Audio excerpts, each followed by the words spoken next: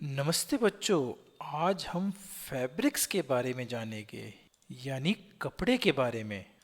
हम विभिन्न ऋतुओं और मौसम के अनुसार भिन्न भिन्न रेशों या तत्वों से बने कपड़ों का इस्तेमाल करते हैं।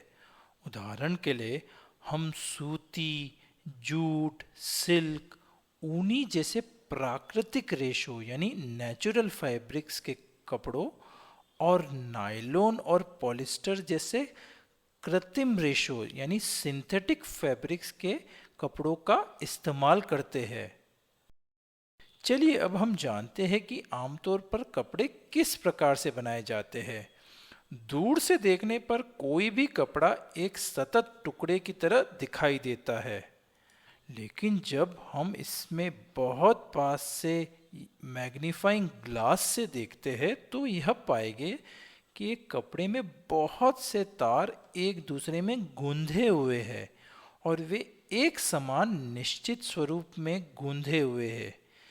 या तो ये अलग अलग तार एक दूसरे से ऊपर से आड़े तिरछे होकर गुजरते हैं, या फिर ये तार एक बंद फंदे जैसे भी हो सकते हैं। इन्हें इस प्रकार इसलिए तैयार किया जाता है जिससे ये तार मजबूती से आपस में जुड़कर कपड़े का आकार ले सके। कपड़ा बनाने के लिए मुख्य रूप से किस चीज का इस्तेमाल किया जाता है? चलिए हम निरीक्षण करके पता लगाते हैं कि कपड़ा किस प्रकार बनता है। यदि हम किसी पुराने बेकार रखे कपड़े को फाड़े और जिस जगह से उसे फाड़ा गया है उस किनारे को गौर से देखें तो हमें उसमें छोटे छोटे तार नजर आएंगे। ये धागे या रेशे होते हैं। कपड़े बनाने के लिए अलग अलग प्रकार के रेशों का इस्तेमाल किया जाता है। रेशों को इस प्रकार गूंथने का कार्य कुछ तकनीकों से किया जाता है और ये तकनीकें बहुत ही रोचक होती है। आपने अपनी माँ या दादी माँ को स्वेटर बनाते हुए तो जरूर से देखा होगा। वे दो बड़ी सिलाइयों की मदद से एक फंदे को दूसरे फंदे में पिरोकर स्वेटर और दूसरे ऊनी कपड़े बनाती है ना? क्या आपको पता है एक अकेले लंबे धागे से ही विभिन्न प्रकार के कपड़े बनते हैं। एक अकेला धागा बड़े से स्वेटर में बदल जाता है। कितनी अचरज की बात है ना? इस विधि को निटिंग या बुनाई कहा जाता है।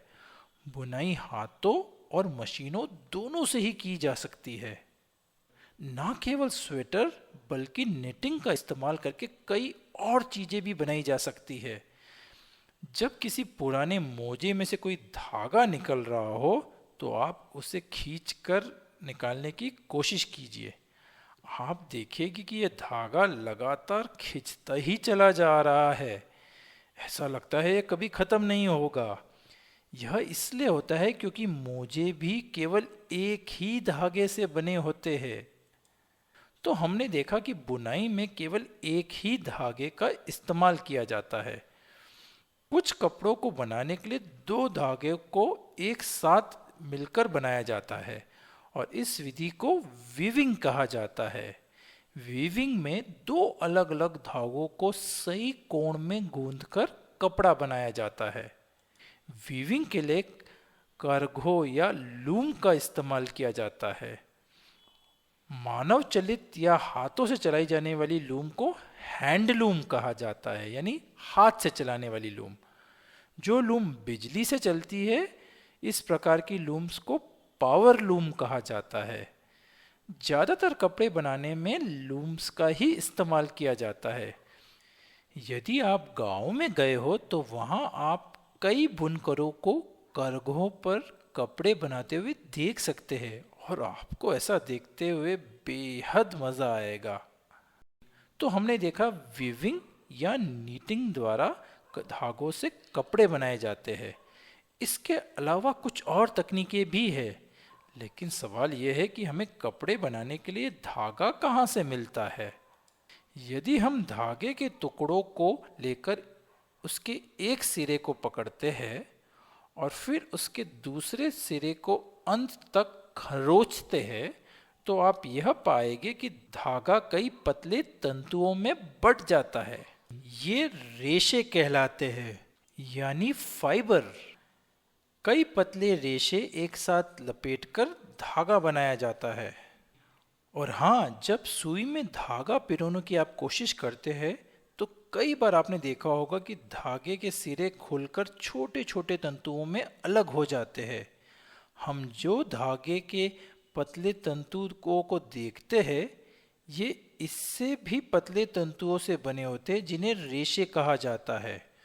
तो धागे रेशों से बने होते हैं और रेशों से धागे बनाने की विधि को कताई या स्पिनिंग कहा जाता है। और ये रेशे या फाइबर आते कहाँ से है? जैसा कि हम जानते हैं, हमें कॉटन यानी कपास कॉटन प्लांट यानी कपास के पौधों से मिलती है। तो वास्तव में ये कपास के रेशे होते हैं जो हमें कपास के पौधों से मिलते हैं।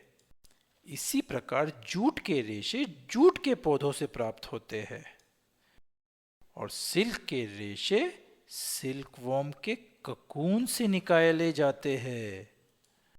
ऊन भेड़ या बकरी के बालों से प्राप्त होता है। ये खरगोश, याक और ऊंट के बालों से भी मिल सकता है। कृत्रिम रेशों का इस्तेमाल कृत्रिम वस्त्र जैसे कि नायलॉन और पॉलिएस्टर को बनाने के लिए किया जाता है। तो संक्षिप्त में, सामान्यतः कपड़े धागों की वीविंग या निटिंग द्वारा बनाए जाते हैं। यानी यान्स को विव या निट करके बनाए जाते हैं और धागा यानी यान ऊन और नायलॉन जैसे प्राकृतिक और कृत्रिम रेशों को लपेटकर बनाया गया एक सतत तार होता है। या अगर हम दूसरे तरीके से कहें तो रेशे यानी फाइबर प्राकृतिक या कृत्रिम चीजों से बने हुए तार होते हैं। कताई यानी स्पिनिंग से रेशों के कई तारों को एक साथ लपेटकर एक सतत धागा बनाया जाता है यानी यान बनाया जाता है। और विभिन्न धागों से विविंग या निटिंग के द्वारा हमें अलग अलग कपड़े यानी फैब्रिक मिलते हैं। ठीक है ना बच्चों? तो फाइबर से यान और यान से फैब्रिक, यानी रेशों से धागे और धागे से कपड़े। आज के लिए इतना ही बच्चों, फिर मिलेंगे। Bye bye.